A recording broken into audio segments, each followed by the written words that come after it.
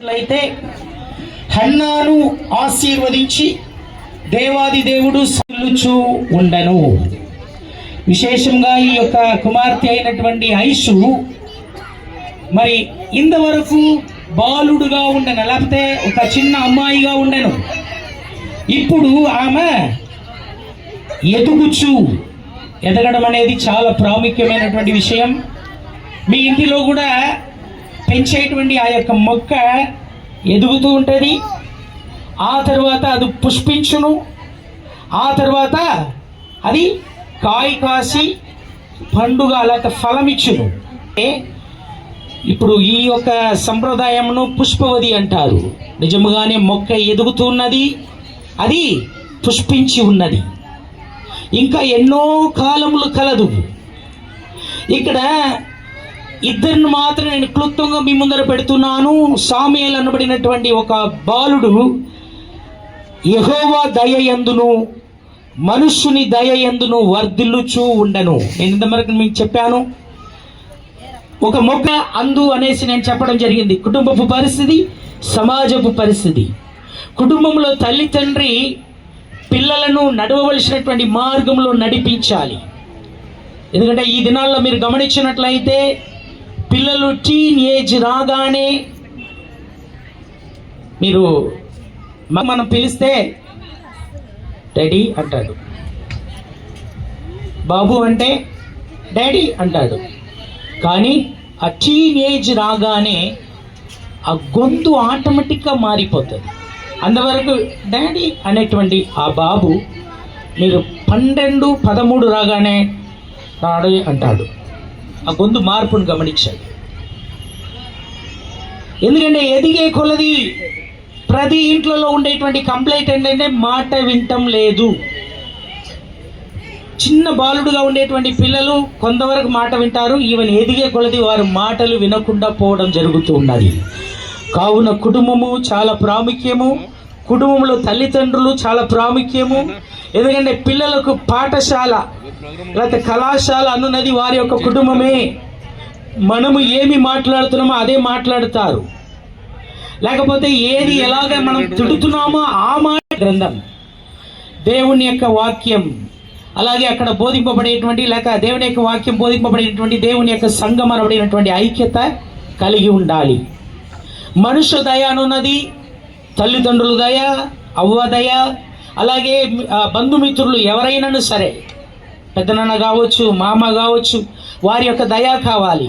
అలాగే బయటికి వెళ్ళేటప్పుడు సమాజంలో ఉండేటువంటి మనుషుల యొక్క దయ లేకపోతే మనుషుల యొక్క మాదిరి. కనుక నా ప్రియమైనటువంటి దైవ సంగమా, ఈ యొక్క సాముయేలు గురించి మరలా మనం గమనిస్తున్నాము. బాలుడైన 3:1 బాలుడైన సాముయేలు. అందుచేతనే దేవుని యొక్క సంఘం ప్రాముఖ్యం, దేవుని యొక్క వాక్యం ప్రాముఖ్యంగా మనం గమనిస్తూ ఉన్నాం.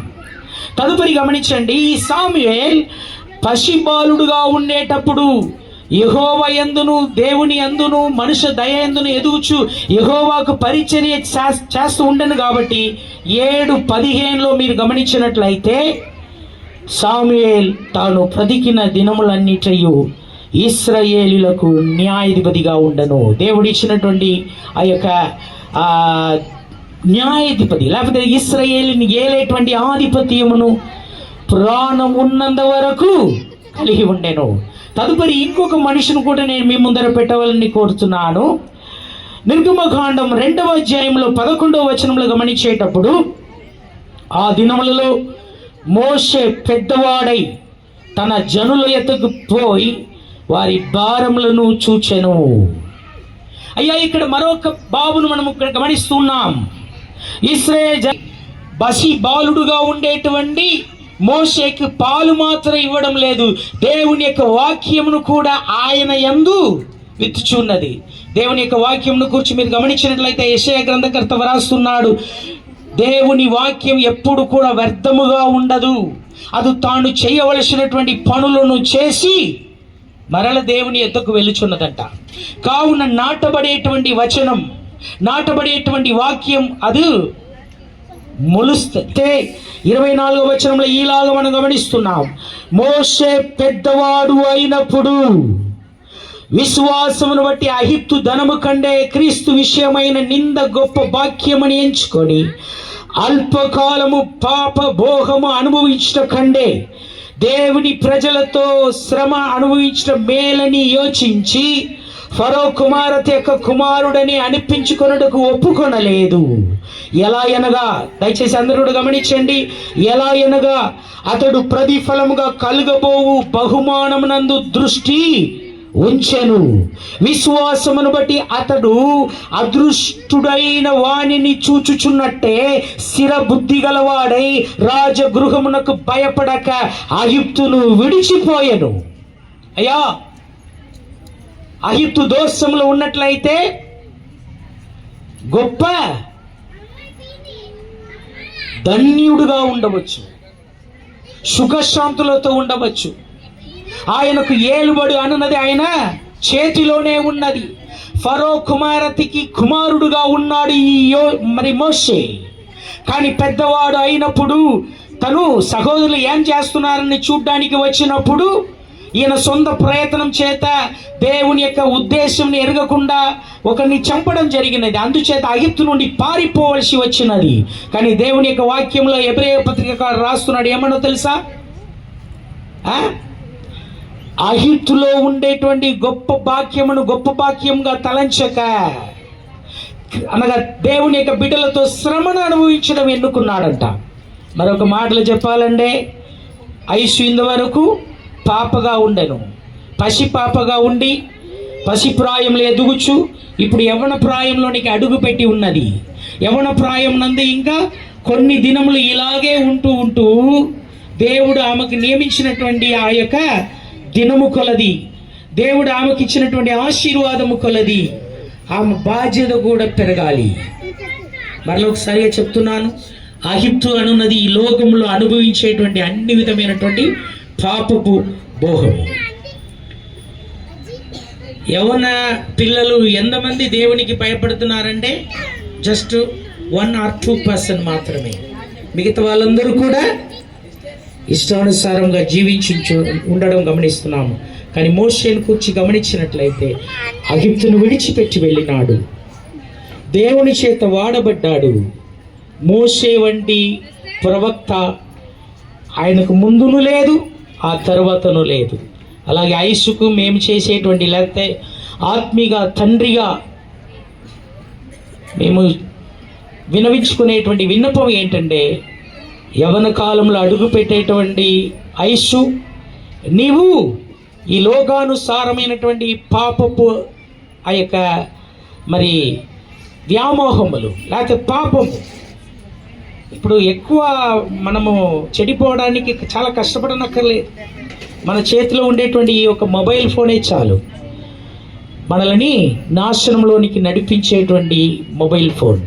కావున ఐసుకు మేము ఇచ్చేటువంటి సలహా ఏంటంటే, యవ్వన కాలంలో అడుగు పెడుతున్నావు కాబట్టి నీవు ఈ లోకములకు లేకపోతే లోకపు పాపపు వ్యామోహమునకు మరి ఆకర్షింపబడకుండా దేవుని యొక్క వాక్యం వినాలి, తల్లి తండ్రి మాట వినాలి, పెద్దల మాట వినాలి, పెద్దలను గౌరవించాలి. అన్నిటికీ పైన సంఘము యొక్క ఐక్యతలో క్రమముగా వచ్చేటువంటి రీతిలో ఉండాలి. విశేషంగా చెప్పాలంటే చాలామంది పిల్లలు ఉన్నారు, కానీ ఐసు క్రమంగా దేవుని సన్నిధానంలో ఇంతవరకు వచ్చేది. ఇంకా కూడా ఆమె దేవునికి ప్రయోజనమైనటువంటి రీతిలో కుటుంబమునకు ప్రయోజనముగా, సమాజమునకు ప్రయోజనముగా, సంఘమునకు ప్రయోజనముగా ఉంటుంది అని దేవుని యొక్క నామం పేరిట నేను విశ్వాసిస్తున్నాను. ఒక ఆత్మీయ తండ్రిగా దేవుడు తనకిచ్చినటువంటి కృపను బట్టి, లేకపోతే ఈ యొక్క ఆధిక్యతను బట్టి దేవునికి నేను కృతజ్ఞత చెల్లిస్తున్నాను. మనందరూ కూడా ఒకసారిగా కుమార్తె మనం దీవించి ప్రార్థన చేసుకుందాం. సర్వోన్నతమైనటువంటి యెహోవా దేవానికి వందనాలు, స్తోత్రములు చెల్లిస్తున్నాం. విశేషంగా ఐసును బట్టి వందనాలు. యవ్వన కాలము నుండి దేవా తన యొక్క బాధ్యతను గ్రహించి పసిప్రాయమందు కూడా తన యొక్క బిడ్డను కాచి కాపాడినారు, కృపయందు భద్రపరిచినారు. అలాగే యవ్వన కాలమున తన యొక్క కుమార్తె అడుగు పెడుతూ ఉండగా నీ కృపయు, నీ సమాధానము, నీ ఆయురారోగ్యము, నీ ఆశీర్వాదమును, మనుష్య దయను, ఎక్కడ కూడా అపవాది తప్పైనటువంటి త్రోవలో మరలించకుండా నీ కృప తన బిడ్డకు అనుగ్రహింపబడవలనని తండ్రి, కుమారుడు, పరిశుద్ధాత్మ నామమున తన కుమారతిని మేము తదుపరి ముందుండి నడిపించండి. నీకే స్తుతియు ఘనము మహిమయు చెల్లిస్తూ యేసయ్య అది దివ్యనామములు అడుగుచున్నాం మా పరలోకపు తండ్రి. ఆమేన్. ఆమేన్. అందరికీ వందనాలు.